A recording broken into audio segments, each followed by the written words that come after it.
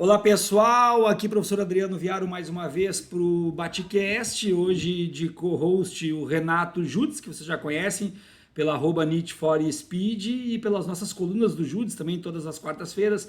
Hoje o Catarina não está presente e é um episódio rápido e é um episódio especial das eleições e que está indo ao ar também fora da segunda-feira, como de costume. Renato, meu amigo, primeiramente, obrigado por estar aí, por quebrar, fazer essa força aí para a gente poder fazer esse episódio especial.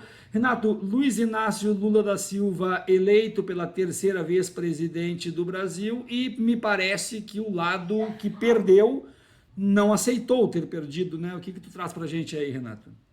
Pois é, bom momento. O momento histórico nos chama, né? E aí a gente faz fora da escala, né? De gravação. O que acontece, me parece, primeiro que foi uma grande vitória, um primeiro passo, não o único, né, para vencer o fascismo. E aí o que aconteceu foi a perda democrática, na minha leitura, a perda no pleito democrático, fez com que mais uma mentira, mais um verniz mentiroso da extrema-direita brasileira caísse, que é a defesa da democracia, porque eles efetivamente, os bolsonaristas, não têm apreço nenhum por liberdade nem por democracia.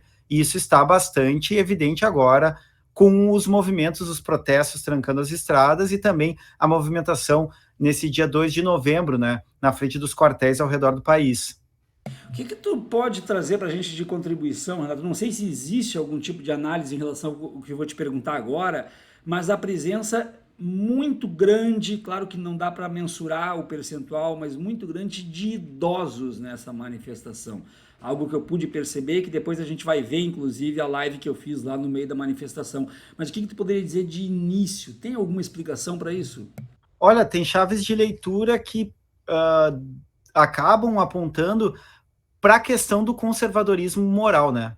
Porque o fascismo, em suas várias versões, e aqui, como vocês sabem, e para quem não sabe, eu trato o bolsonarismo como um neofascismo, como parte de um movimento global neofascista, mobiliza moralmente algumas camadas, não é o único modo de mobilização. E aí eu sempre trago a questão do William Reich, do psicanalista, que ele fala que uma parte do fascismo se alimenta de um expediente libidinal ou da repressão, principalmente, ou da falta da vazão desse desejo libidinal. Para quem não sabe, libido é uma força de autopreservação sexual na psicanálise. Então, pessoas idosas, elas têm uma tendência a ter essa captura moral de construir um mundo, ou tentar reconstruir um mundo passado que é mítico. O fascismo sempre constrói um mundo de um passado mítico, onde tudo era bom, todo mundo era honesto e todo mundo seguia a lei, essa construção, que também é um investimento da ordem do desejo, de uma canalização de um desejo que não se dá por outras vias e acaba encontrando, então, na adesão a esse projeto nacional. E aí as pessoas mais idosas, pela questão moral, pelo conservadorismo e pela ânsia de reviverem um tempo que é impossível viver, tem alguns movimentos em direção ou que são eventualmente capturados por projetos fascistas ou neofascistas, né? Tem um caminho de leitura aí.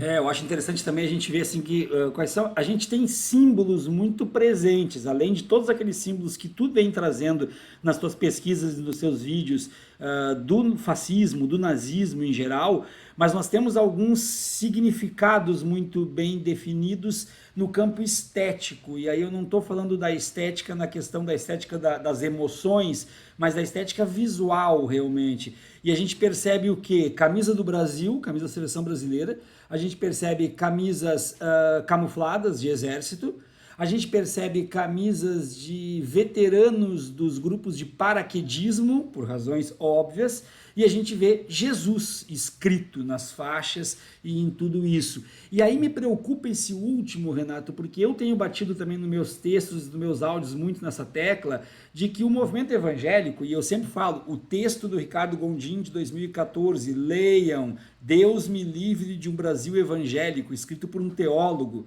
leiam, de 2014, um texto maravilhoso. O que eu digo na esteira disso? Os evangélicos, sobretudo neopentecostais, são os que têm hoje o controle maior de uma natalidade sem controle. Eles são os que mais têm filhos. e que mais reproduzem conservadores, além do seu poder natural de conversão, daqueles que não são evangélicos sangue puro, como eu gosto de chamar. Então, crescem muito e com isso conseguem atingir agora mais de 30% da nação sem ainda ter saído o censo que deve sair esse ano se tudo der certo. Como é que tu vê essa movimentação? Tem gente já falando do perigo de um Afeganistão revisitado, tem tanta gente falando tudo. Como é que tu vê isso? Eu acho que há alguns vetores que acabam fazendo essa adesão, né, dos neopentecostais ao bolsonarismo, mas que não é uma novidade em relação a grupos religiosos que vão aderir à extrema-direita. Isso, historicamente, a própria setores da igreja acabaram aderindo, mas há um fenômeno, primeiro, esse fanatismo ele é produto de um Estado que está cupinizado, né? Um Estado de bem-estar social. Ele é chão fértil, né? E a gente sabe, desde os anos 70, como há um crescimento dessas igrejas. Eles nascem nos anos 70, né? Que é a teologia da prosperidade, que promete uma recompensa nesse mundo através de sacrifícios. E aí é muito fácil fazer essa colagem. Inclusive, o meu último vídeo nas redes foi sobre um conceito de uma estadunidense, de uma cientista política, filósofa Wendy Brown, que ela fala de uma cidadania sacrificial, que se a gente olhar para a igreja, a gente vai ver isso também. Há um ensinamento ali de que é necessário fazer sacrifícios e sofrer por um projeto maior, eventualmente na igreja de Deus, mas, quando é bem capturado pela extrema-direita, o projeto atrela Deus à nação. E por isso essa simbologia ela é tão sintomática num protesto. Eles precisam do símbolo bem claro. O que está acontecendo ali? O símbolo é a camisa do Brasil, como representante da nação, as roupas verde-oliva para sinalizar o exército / disciplina / moral, e as santas, os santos, Jesus como Deus. Então, portanto, o lema nazista, né, histórico, que foi adaptado também para o bolsonarismo, Deus, pátria e família. Eles querem mostrar isso e sinalizar.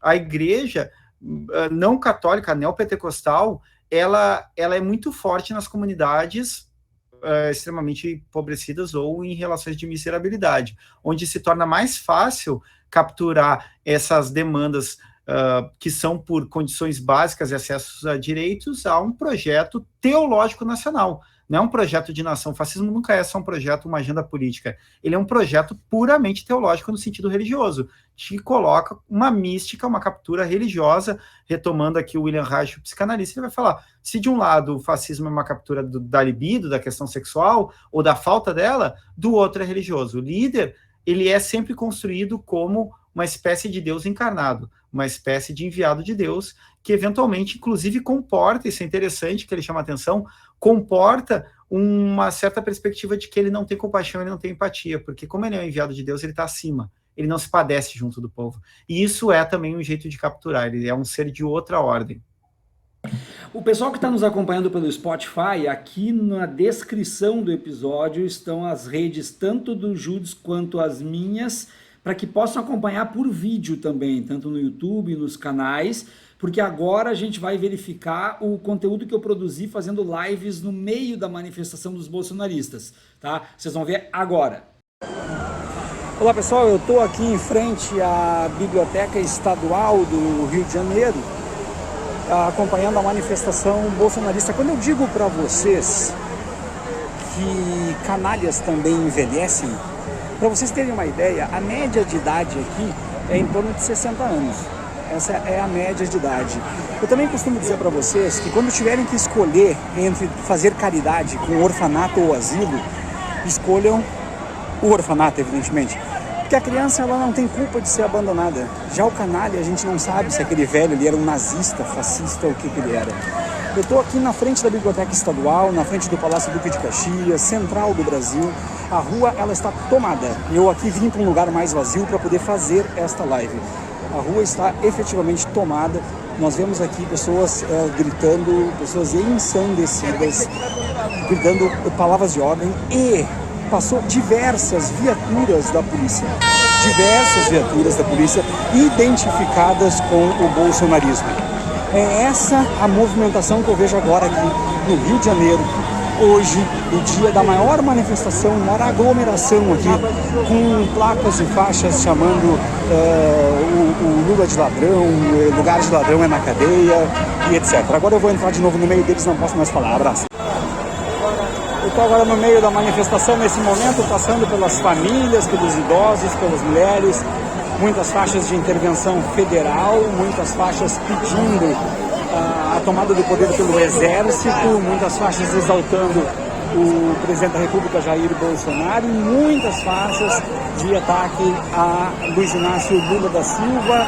Falo aqui da presidente Vargas, falo aqui agora muitos focos da frente do Palácio do Duque de Caxias, como vocês podem verificar, é muita gente nesse momento chovendo de forma incessante.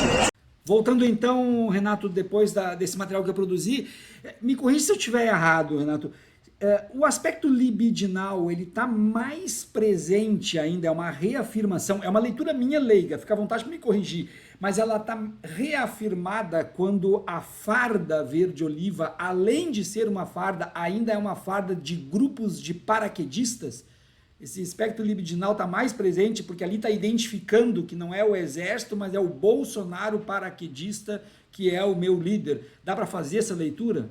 Dá para fazer essa leitura, porque além de identificar com o líder, o que acontece também num outro nível subjetivo e afetivo, e aí eu sempre marco, o sujeito que é fascistizado não necessariamente sabe que é por esses elementos, mas ele é. Ele tem esses afetos, essa perspectiva, é uma construção do masculino. Não por acaso o Bolsonaro ficou gritando imbrochável, é sintomático nessa leitura, numa ordem mais psicanalítica, porque o paraquedista, ou o sujeito do exército, ele é aquele quase um estoico moderno, aquele que aguenta o sofrimento da guerra e vai lá e coloca a sua vida em risco por um projeto de nação ou pela defesa da pátria, né, dessa pátria imaginária, e ele constrói uma noção de masculino, uma noção histórica, cultural, de forte, violento e eventualmente sem nenhuma empatia, sem nenhuma compaixão. Esse é o fundo da imagem de atrelar, pelo menos na ordem subjetiva e afetiva libidinal, de atrelar o exército ou paraquedista ao Bolsonaro, e por isso que ele é chamado de capitão, e por isso que ele fala imbrochável. Nesse espectro libidinal, é isso que está em jogo, a constituição de um masculino tradicional, conquistador, violento, até cruel, e que aguenta as dores e os sofrimentos por um projeto maior, que é um projeto teológico de nação, que tem Deus como uma promessa de um porvir mítico onde tudo vai ser resolvido e viveremos uma espécie de paraíso na Terra. Tu vê, Renato, tu trabalha muito bem a questão da extrema-direita. Eu tenho lido outros pesquisadores também que trabalham essa questão, mas tu trabalha de uma forma, acima de tudo, didática. E eu tenho um interesse muito grande, tu sabe disso, por questões mais voltadas para comportamentos da pós-modernidade, bato muito em cima do coach e tudo mais, porque um dos meus objetos de pesquisa no momento é a do adulto infantilizado. Isso é um tema que me chama muito a atenção, a infantilização, porque também dentro das próprias escolas eu percebo isso, os pais que se colocam num nível igual ao nível dos filhos, e quando eu trabalho o adulto infantilizado, eu percebo que um dos pontos bem claros, definidores dessa infantilização, e poderia aqui citar alguns trabalhos de psicanalistas que trabalham isso também, mas eu prefiro deixar os links, é o fato de não lidar bem com a derrota, porque a criança não sabe perder, ela tem que ser educada a perder, ela não sabe não ter a atenção devida, ela tem que ser educada a não ter atenção, e o adulto infantilizado apresenta esse comportamento também. E aí eu queria fazer essa provocação para ti, para ver o que tu entende disso, ou o que tu pensa a respeito disso. É a primeira vez que Bolsonaro perde uma eleição. Então, nós não podemos afirmar se não teria sido o mesmo comportamento se tivesse perdido outras. Nunca perdeu. De repente perde uma eleição e não aceita e chora e fica revoltado. E aqueles que estão junto disso também agindo como crianças mimadas, como crianças infantis. Eu perdi, eu não aceito, eu quero meu presidente de volta, eu quero tudo isso. O que tu percebe disso? Tem também um componente de maturidade ou tu acha que isso é irrelevante? Não, acho bem relevante, acho também que é um sinal assim dos tempos que a gente poderia chamar, porque a gente tem uma cultura cada vez mais com as redes sociais voltadas ao prazer e ao estímulo. a gente tem uma formação, a gente acaba sendo afetado, subjetivado e tendo os afetos formados por redes que demandam o tempo todo nossa atenção com uma noção de recompensa num nível que às vezes não é racional, que a gente precisa de estímulo o tempo todo. Quem está numa sala de aula sabe disso. É muito difícil competir com uma rede social, porque tu tem, eventualmente, que fazer tarefas que demandam de uma certa maturidade, que são tarefas que não são exatamente prazerosas no primeiro momento. Ler um livro, grosso modo, nem sempre é prazeroso, demanda um tempo, demanda um esforço, demanda escolher fazer isso e não fazer outras coisas, assim como tomar uma vacina, dói, mas tem uma recompensa ali na frente num outro nível.